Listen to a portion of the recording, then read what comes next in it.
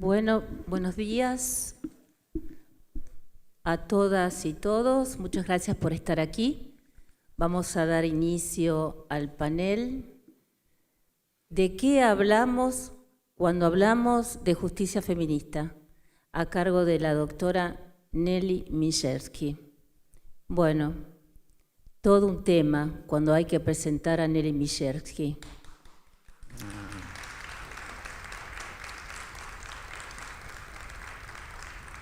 Yo digo que es marca registrada y siempre le digo, porque mi relación con Nelly Mijersky comenzó yo siendo su alumna en la especialidad de Derecho de Familia en la Universidad de Buenos Aires, en la Facultad de Derecho. Yo siempre le digo, la llamo Abre Cabezas, porque abrió la mente de montones de alumnas y de alumnas. Lo que el Código Civil y Comercial, sancionado en el 2015, en el año 2015, dice en muchas instituciones del derecho de familia, es lo que Nelly Mijersky viene diciendo desde hace 30 años. Ahora nos parecen, por supuesto, derechos conquistados, bien conquistados, y los tomamos como algo natural. Había que hablar del derecho a la unión convivencial, a los efectos jurídicos de las relaciones socioafectivas hace 30 años en la Facultad de Derecho de Buenos Aires. Así que voy a decir brevemente, porque si tengo que hablar de su historia, no solamente como profesora, sino como militante de los derechos humanos y como militante feminista. Después de todo, los derechos de las mujeres son derechos humanos, aunque hubo que decirlo en forma escrita en tratados internacionales. Voy a hablar brevemente de su currículum.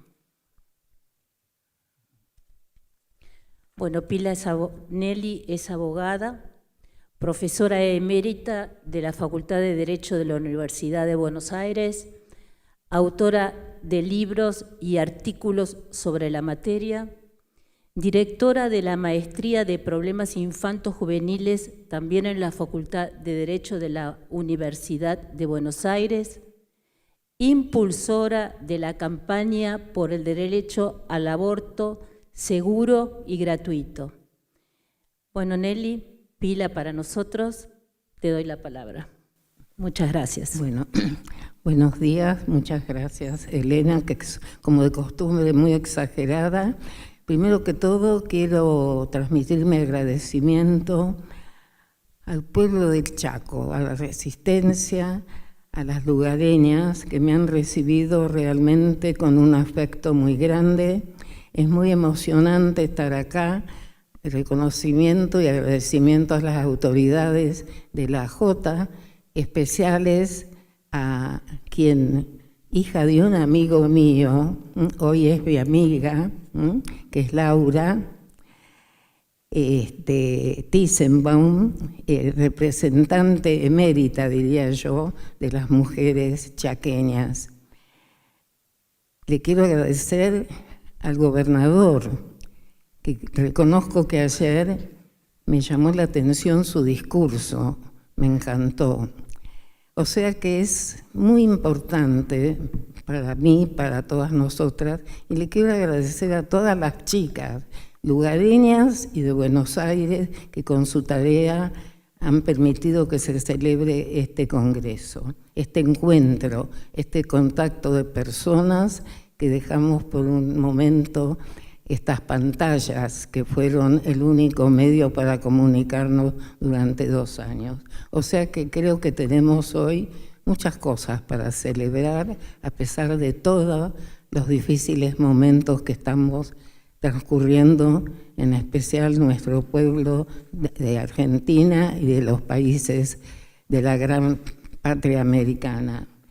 Ahora, ¿Qué hablamos de justicia? Ustedes los que me conocen saben que yo no leo. Tengo una incapacidad y envidio enormemente a quienes pueden leer una conferencia. Pero atento y para que se comprenda mejor de qué hablamos cuando hablamos de justicia, me voy a permitir leer algo que escribí sobre qué es perspectiva de género y qué son los estereotipos. Y después voy a dar comienzo a la charla.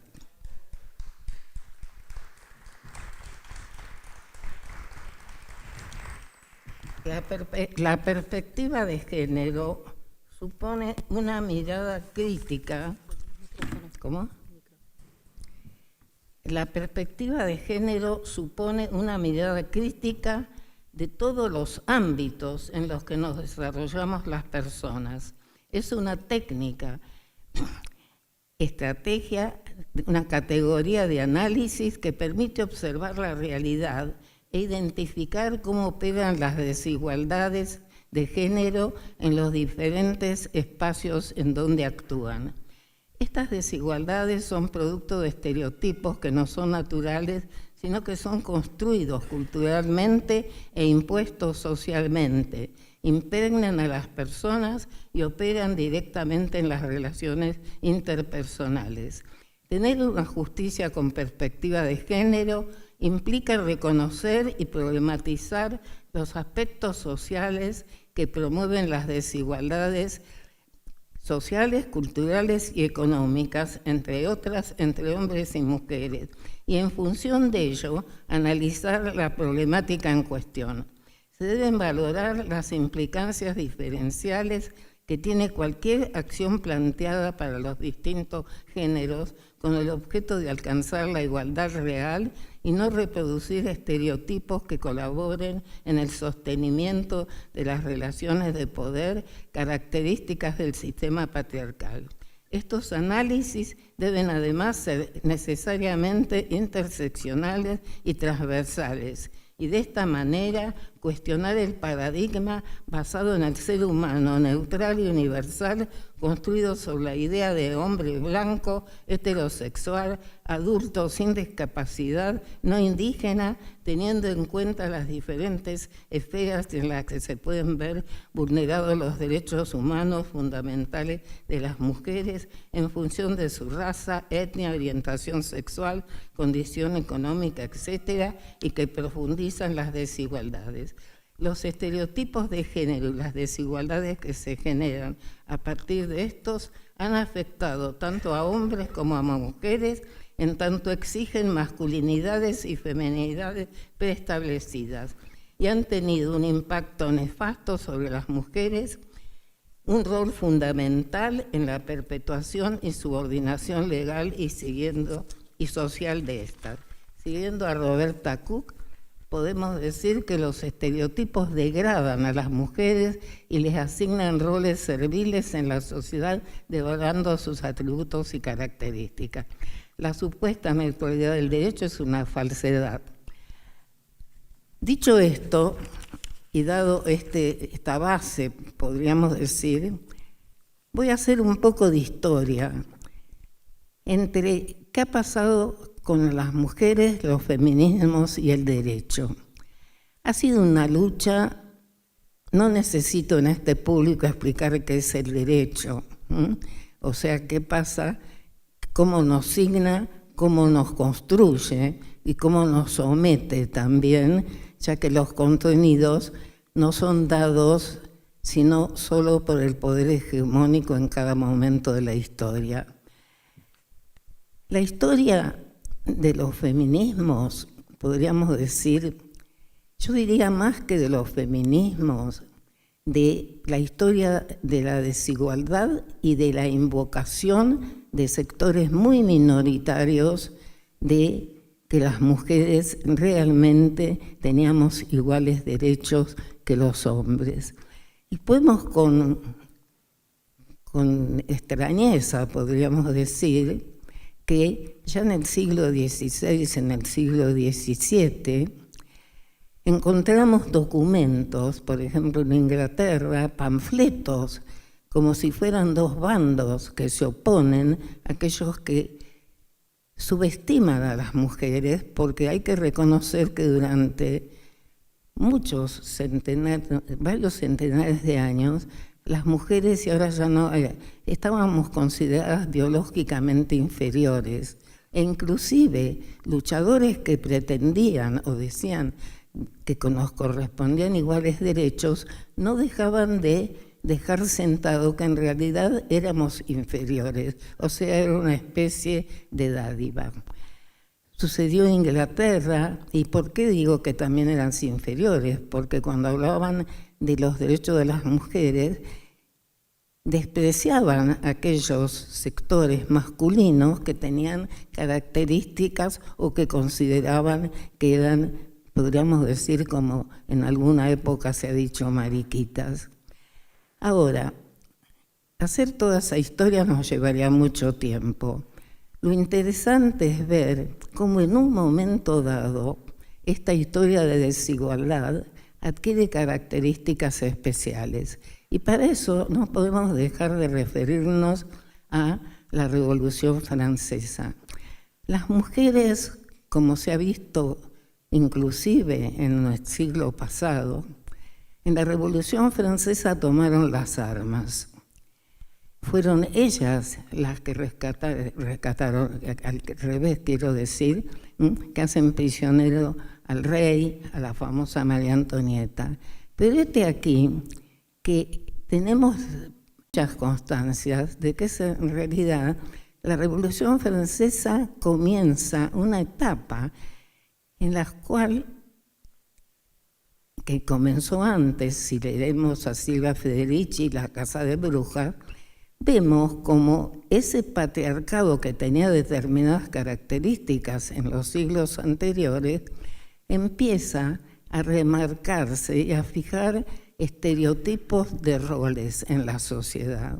Y aquí que, como claro ejemplo, yo diría, de la violencia simbólica, el mensaje de la Revolución Francesa, derechos del hombre, no nos incluye a las mujeres. Yo siempre digo que yo que he sido una admiradora de los franceses, de la Revolución Francesa, toda la vida fui muy ingenua. ¿Y por qué digo que también es un ejemplo de violencia simbólica? Porque es un mensaje en el que me hacía pensar que yo estaba incluida, cuando en la realidad de la vida y de las leyes no estaba incluida. O sea, es una de esas típicas acciones que define Bourdieu de cómo las mujeres, como otras minorías, de repente el mensaje es tan, digamos, inteligentemente, por decirlo así, transmitido, que nos convence, se naturaliza, como se ha naturalizado en la sociedad que hay pobres habrá siempre, como si hiciera la esencia del ser humano que haya pobres o que haya sectores superiores a otros. Entonces, ¿por qué digo que es muy importante cuando hablamos de feminismo lo de la Revolución Francesa? Porque ya hay documentos, hay libros, hay manifiestos. Está Olimpia de Gouges que nos habla de derechos. Pero ¿qué derechos pide? Inclusive qué derechos pide en su reivindicación de los derechos de la mujer. Una teórica, Mary Wollstonecraft, inglesa, hablaban más bien de los derechos políticos. Y aquí que las mujeres que habían tomado las armas, se las desconoce. Se Olimpia de Gouges muere en la guillotina, prevalece ese contrato social, pero al mismo tiempo se está construyendo un contrato sexual en el cual las mujeres no fuimos parte. O sea, que tiene que ver con una asignación de roles, que lo fija Rousseau muy claramente en el Emilio, y que en las discusiones, los discursos de Condorcet, que defendía los derechos de las mujeres, no logran eso. Y las mujeres perdemos derechos y nos fijan roles.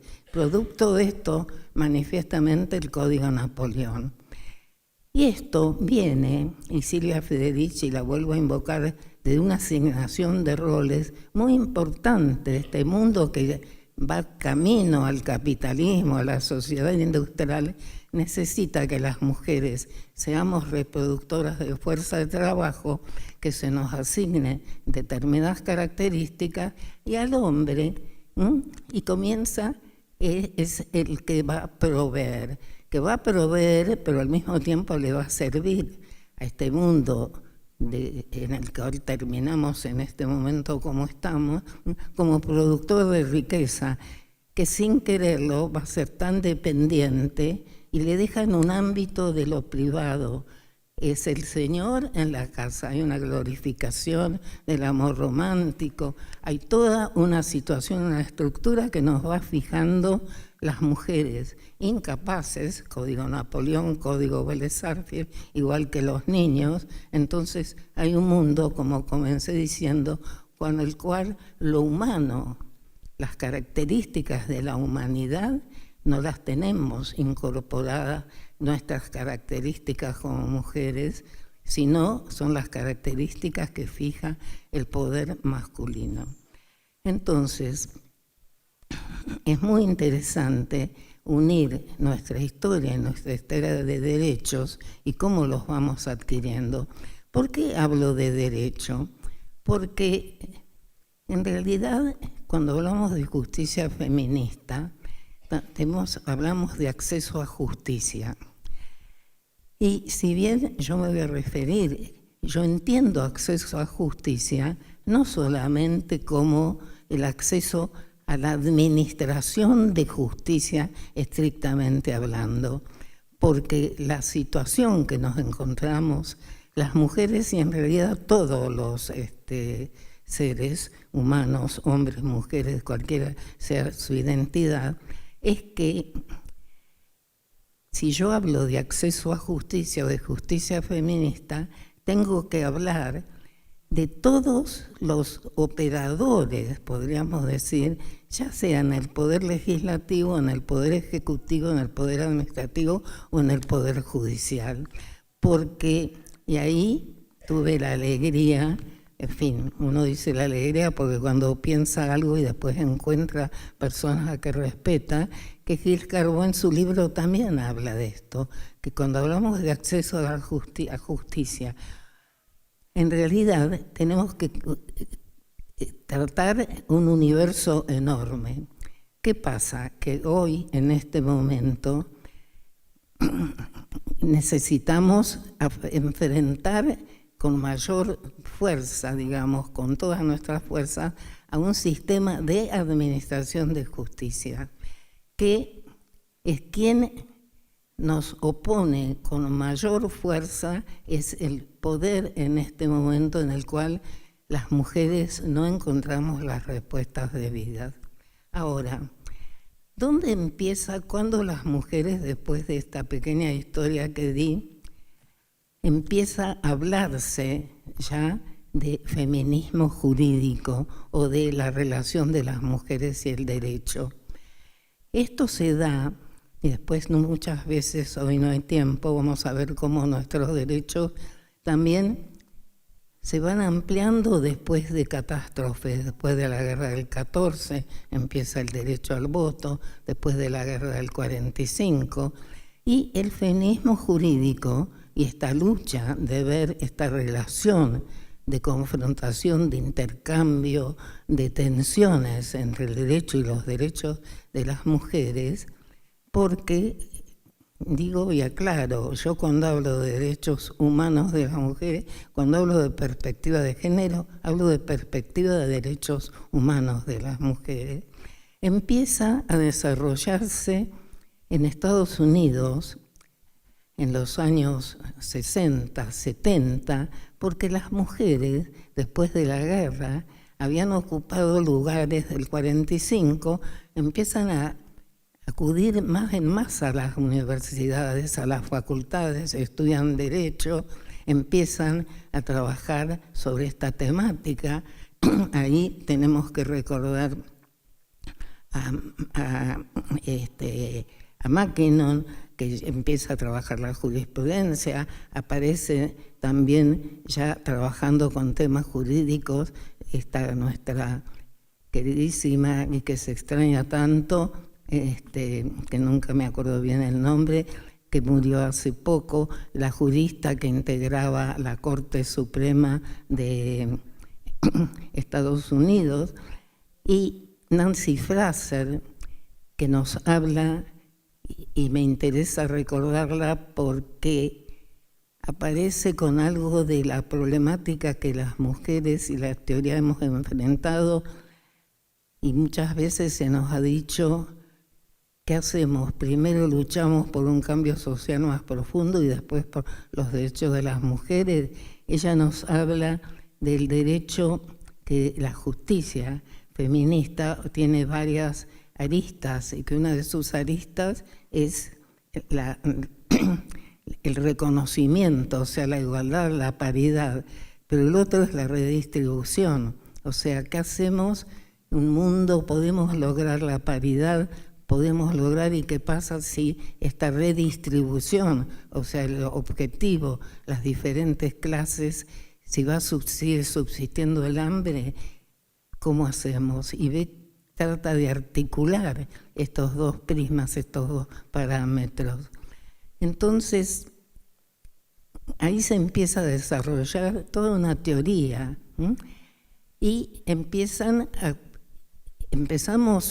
a una impronta empiezan los litigios estratégicos, empieza a pelearse por las modificaciones legislativas, y aquí que hay un hito muy importante que es el tema, y por eso me impactó ayer.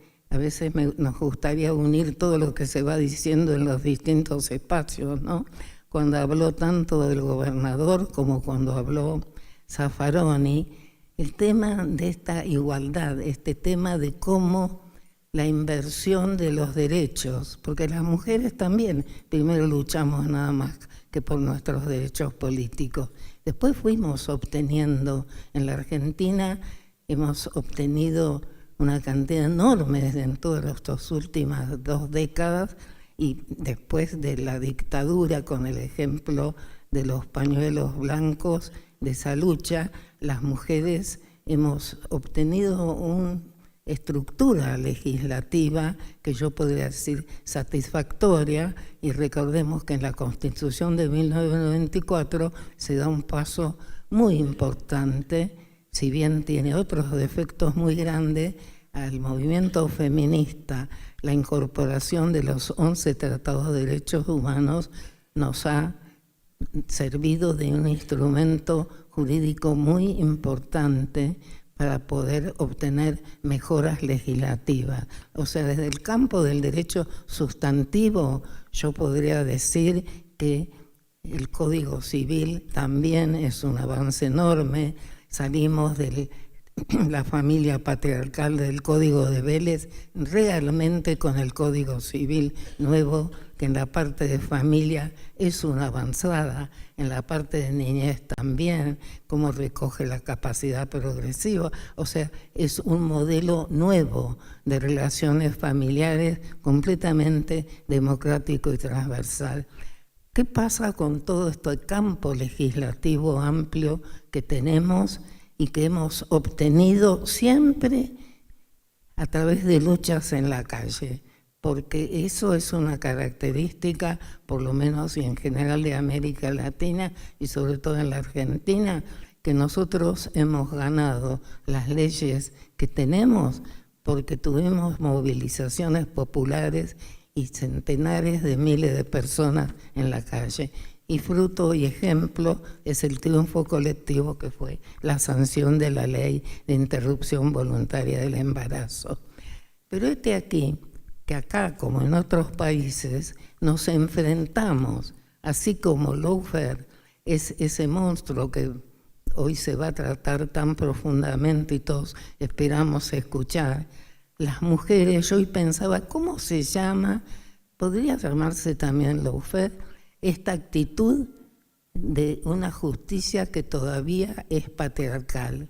¿Cómo inciden las mujeres ese plus de las características negativas que tiene la justicia en nuestro país. Esta justicia, esta administración de justicia, que es misógina, que es una casta endogámica, que no tiene nada que ver con el pueblo, que todavía los cargos judiciales no se respetan ningún, digamos, de los principios fundamentales, que se permite que los jueces dicten sentencias que no tienen nada que ver.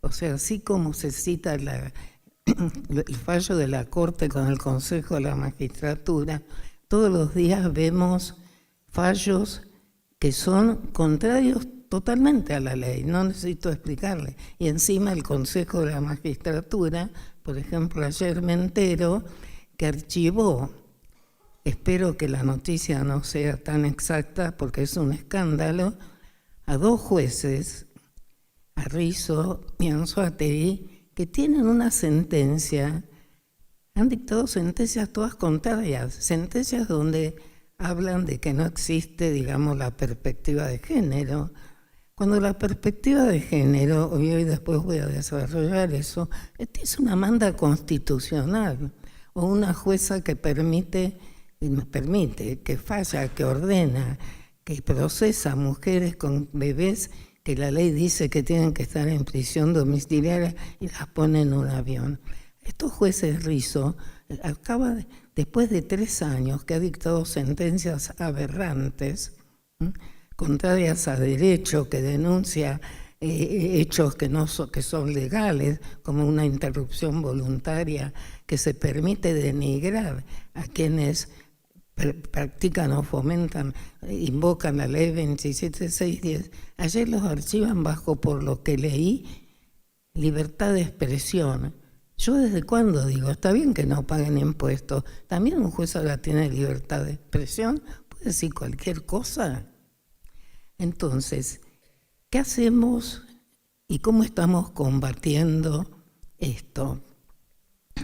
Frente a una justicia con todos los adjetivos que ustedes conocen mejor que yo, con todos los perjuicios que queda, porque estos son años de sufrimiento de mujeres, porque justamente en la justicia es donde aparece esta desigualdad terrible que todavía tenemos las mujeres. Yo sostengo que las mujeres no somos capaces en la vida real. Todavía no está internalizado, eso es de Bourdieu, el tema de la igualdad. Entonces, que en la vida real encontremos señores que todavía no internalizaron el tema de la igualdad es una cosa, pero que los jueces, que son aquellos que tienen la función de garantizarme a mí que se cumpla, que yo viva en un mundo de derecho, de respeto, no nos creen. ¿Y por qué digo? Y si no me creen es porque no soy capaz. O sea, no se nos cree ni a los niños ni a las mujeres. Y esto tiene una relación muy íntima y o casualidad en todo lo que tiene que ver con nuestros derechos sexuales y reproductivos. Y acá también voy a decir algo.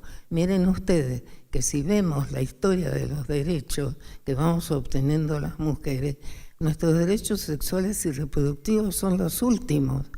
Hemos obtenido el derecho al voto hace décadas, hemos tenido la ley de violencia de género, hemos tenido una cantidad de leyes, la ley de identidad de sexo, la ley de matrimonio igualitario, y nos costó sangre, sudor y lágrimas, y tenemos que defenderla y activarla, digamos, o sea, protegerla y que no retroceda, porque ya vemos lo que pasó en Estados Unidos. Entonces, ya Simone de Beauvoir decía que los avances en las leyes hay que cuidarlos porque el retroceso que vemos a otros niveles rápidamente se proyecta sobre un retroceso en los derechos que hemos obtenido. Entonces, ¿Qué hacemos con este Poder Judicial? Tenemos reformas estructurales innecesarias, tenemos que cambiar el Consejo de la Magistratura, tenemos que cambiar. Pero, así como hay características que no van a costar, supongamos destruir, desestructurar esta casta de la cual yo hablo, ese poder endogámico. ¿Tenemos armas accesibles? ¿Podemos hacer algo? Bueno, yo creo que el feminismo se tiene que plantear una especie de marea verde, así como logramos permear y reunir y explicar, que todavía me asombra, de que los niños, los adolescentes, que pudimos transmitir que el derecho al aborto en realidad era mucho más que eso, sino que era el derecho a la libertad, a la igualdad, a la autonomía. Tenemos que impregnar a la sociedad también de que el derecho que nos han hecho creer, esas normas falaces, como que el derecho se presume conocido de todo, que los jueces son intangibles, que nadie les exige ni que se ilustren. O sea, los profesores tenemos cada 7 años por lo menos que decir qué estamos haciendo. Esa inamovilidad, esos privilegios que son de otro siglo a una justicia, tenemos que luchar todas y todes. Pero en relación al feminismo y a la justicia feminista, que también quiero aclarar que cuando hablamos de justicia feminista estamos hablando no de lo inverso a lo patriarcal, es una justicia feminista distinta, es una justicia transparente al servicio del pueblo, conectada con la realidad, que trabaje, porque lo que yo les leía de que es la perspectiva de género, en realidad yo podría decir que es la perspectiva de cómo se debe prestar justicia. Pero tenemos algunos instrumentos, las mujeres y las operadoras, los operadores del derecho, que son muy útiles y que existen, pero que en realidad en general se utilizan muy poco. Si bien hay cambios, hay elementos que nosotros, por ejemplo, que nos pueden ser muy útiles y que además no solamente es que pueden sernos útiles para nuestros pleitos, sino que son útiles para poder luchar e invocar para que los jueces y la justicia, los operadores judiciales se vayan transmitiendo, vayan las generaciones más jóvenes, vayan conociendo que lo que estamos hablando son normas que tienen su base en la Constitución, no es una ocurrencia.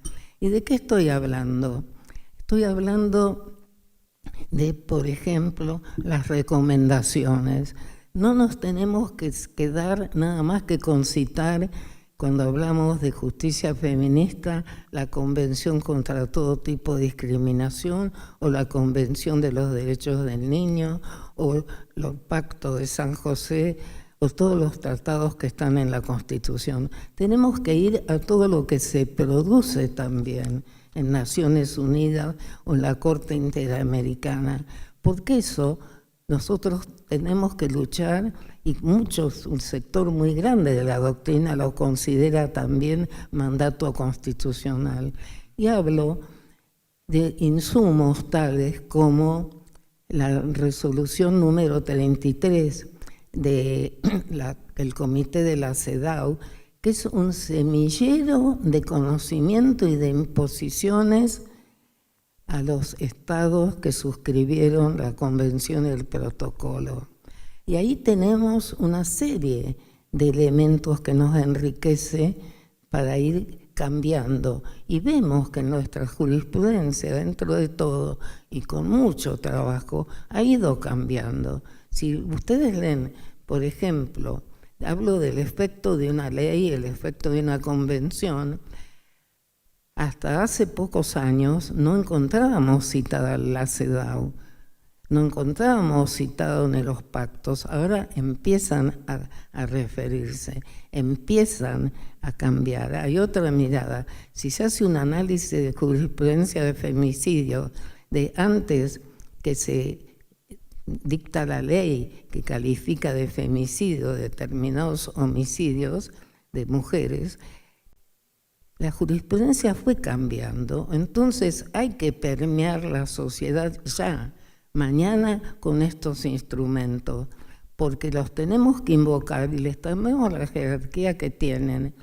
Hoy podríamos estar hablando horas, porque la resolución número 33 es un material riquísimo, porque nos habla de todo, de estereotipos, nos ayuda a descubrir los estereotipos, nos ayuda a exigir, nos ayuda, por ejemplo, ayer me planteaban en una reunión con mujeres acá el tema de que no hay juzgados y como las dificultades que hay de distancia, de carencia de profesionales.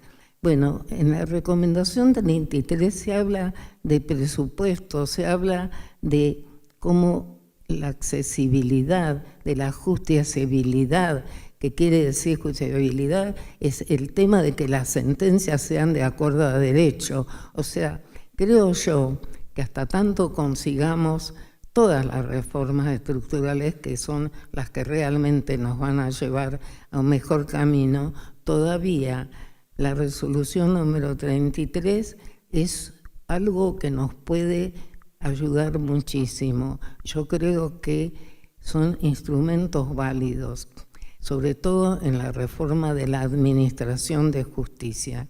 Otro elemento muy importante, que es también que nos sirve de contralor al Estado para que cambie esta justicia, es, por ejemplo, los fallos de la Corte Interamericana o de la CEDAW. Tenemos un ejemplo ahora muy patente, el caso Olga Díaz, y voy a aprovechar acá para hacer un homenaje a Estela Maris Martínez, porque el Ministerio de Defensa es un lugar de donde se está produciendo doctrina y jurisprudencia, porque lleva estas causas y llevó el Ministerio de Defensa, llevó este caso, que yo tuve el honor de ser presidenta del tribunal, del tribunal que se constituye a raíz del convenio que la Argentina firma. Olga Díaz es una mujer que denuncia durante 15 años ante la justicia sin éxito que su esposo en algún momento va a terminar por matarla, le quema el auto, la agrede permanentemente, no es nunca escuchada en sus distintos, inclusive obtiene de la Oficina de Violencia Doméstica una orden y cuando de no acercamiento, cuando va al juzgado con esa orden, la secretaria le dice, no, ¿cómo lo va a echar? Su marido, su nieto, etcétera, etcétera. Ella le dice, no, me va a matar. No, delante de ella lo llama y le avisa que lo iban a excluir. Bueno, toda una conducta completamente patriarcal. Esta mujer, después de 15 años de denuncia, en una de esas ya no la mató porque, bueno, pero es agredida, 15 puñaladas, sobrevive y después entonces se denuncia con la colaboración del Ministerio en el Comité de Naciones de la CEDAW y la Argentina llega a un pacto. Cuando se hacen esas o en una sentencia, las medidas son de distinto orden. Unas son resarcitorias, ahí es donde intervine yo, pero las otras son medidas de no repetición o de debida diligencia.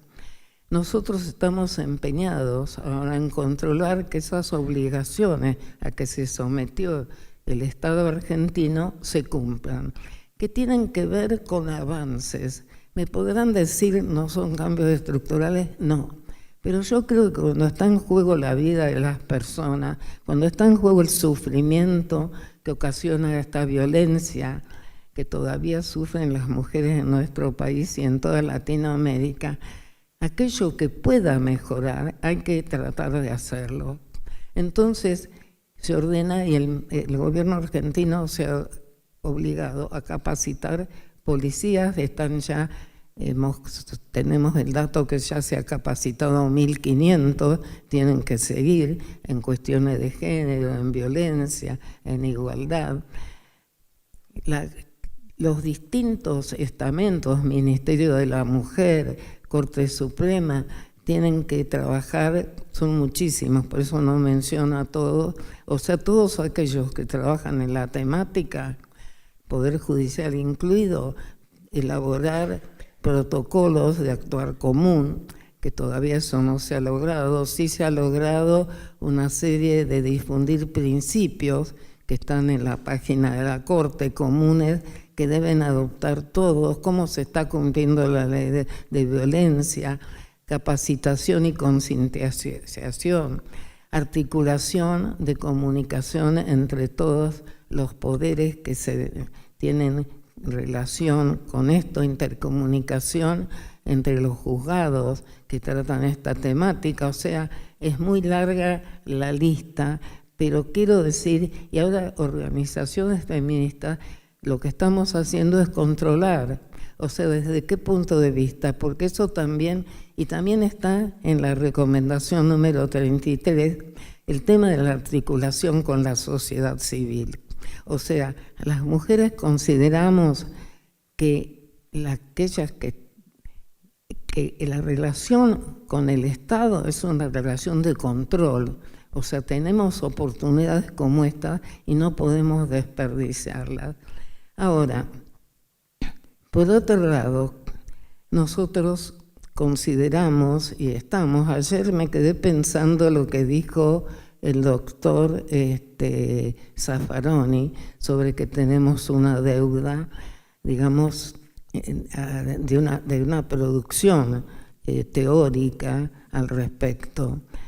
En este momento yo les cuento que así como elogio al Ministerio de la Defensa, que está haciendo toda una tarea de construcción jurídica, están ejemplos. Yo tengo hoy acá un libro que se publicó de varios movimientos. El Proyecto Generar, hace un año y medio, hizo un llamado pensando que iba a tener 300 jóvenes o 300 mujeres interesadas en una justicia feminista, y tuvo 6.000 participantes. En esos 6.000, que duró 2 o 3 días esta jornada, producto de esas jornadas se hizo este libro. Las abogadas, las profesoras, yo digo jóvenes, pues son jóvenes, las profesoras, que miren ustedes qué interesante, se llaman profesoras, la mayoría no tiene esa categoría, son jefas de trabajos prácticos, pero son las que dan las clases. O sea, yo que en un momento dado tuve el prejuicio de decir, no se pongan profesoras, pónganse docentes, realmente estamos trabajando con la realidad. Eso también es perspectiva de género, es reconocer.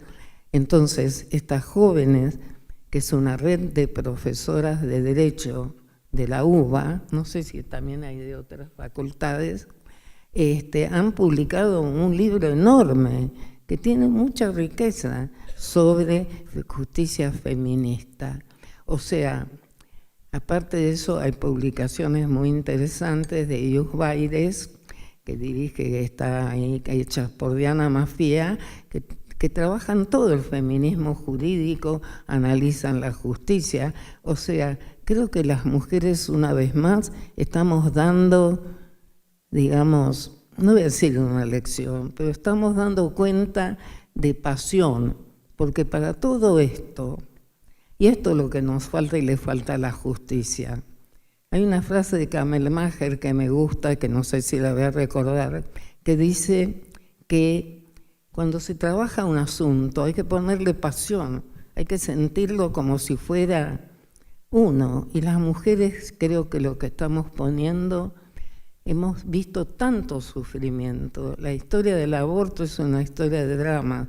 La historia de la que no se escucha, la historia de que todavía las mujeres que denuncian abuso sexual de sus niños o ellas mismas les requieren pruebas que no se le requieren cuando uno dice que le robaron el auto. O sea, hay una inversión.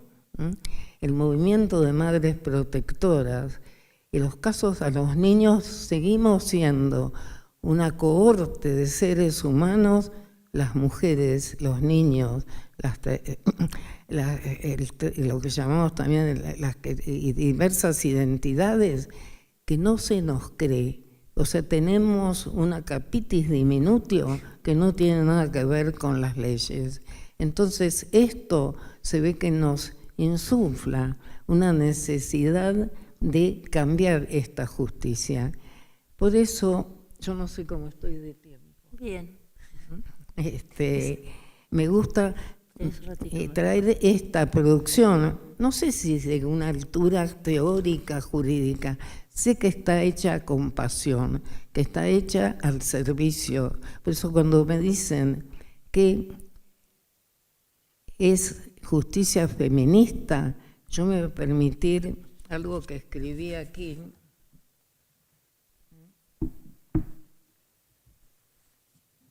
Que dice lo siguiente, y después me gustaría muchísimo más que hagamos un intercambio, si hay tiempo, de que nos hagamos reflexiones o preguntas y respuestas en la medida de lo posible. Entonces, digo, la justicia será feminista cuando se reconozca la paridad y se concrete la lucha por la redistribución social, alcanzando la igualdad para una vida digna. Cuando se logre achicar la brecha existente entre el pueblo y el derecho, que éste no sea ajeno a los intereses populares, y el derecho que cuando funcione el engranaje que conecta la función del Estado como empleador y como garante de derechos de la ciudadanía, porque como se desarrolla en este libro, una justicia que en su interior es piramidal y hegemónica no puede pronunciarse en pos del mejoramiento de la vida de nadie. La justicia será feminista al tiempo cuando logre la deconstrucción de los modos actuales y las relaciones sociales, cuando no se decline la propuesta política de justicia social y los movimientos populares sean parte de esta lucha para que el Poder Judicial deje de ser una casta endogámica, hegemónica y sea realmente un poder al servicio de todos y todas. Debemos rechazar toda teoría respecto de que el derecho refleja la realidad social de las mujeres y admitir que el derecho ha desempeñado un rol fundamental en el sostenimiento del patriarcado y la naturalización de nuestra inferioridad, idea que ha llegado a extremos impensados en el desprecio a las mujeres. De esta forma, no tendremos que acudir a tribunales internacionales por la inexión de nuestra justicia interna, tal como lo hizo Olga del Rosario Díaz.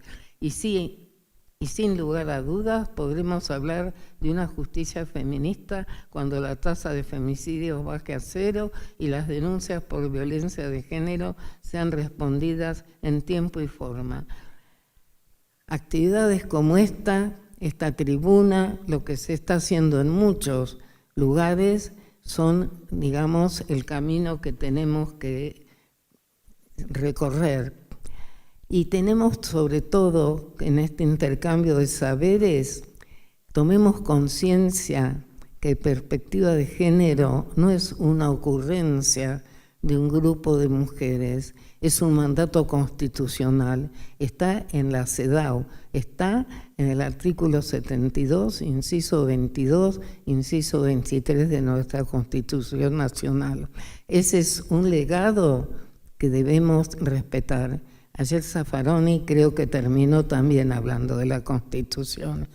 Y la Constitución no puede ser un papel, es nuestro garante del Estado de Derecho. Y quienes sufrimos tantas dictaduras, quienes somos, podríamos decir, enarbolamos el pañuelo blanco y el pañuelo verde, tenemos que seguir trabajando porque el sufrimiento de las mujeres es mucho, es un plus.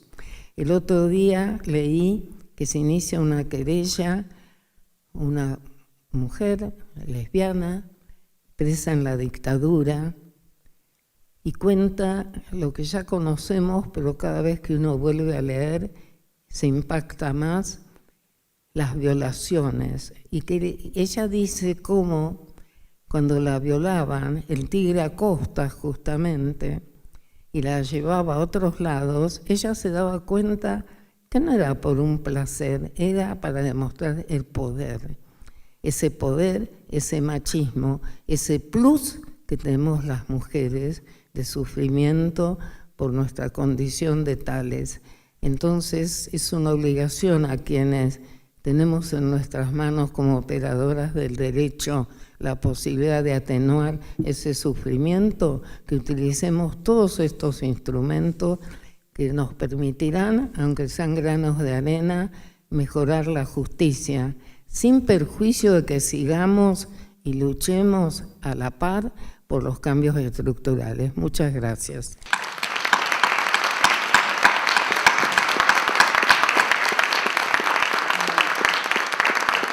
Bueno, muchas gracias, Nelly. Y en nombre de la Asociación Argentina de Juristas te hacemos entrega de este pequeño objeto, este pequeño presente para vos. Muchas gracias.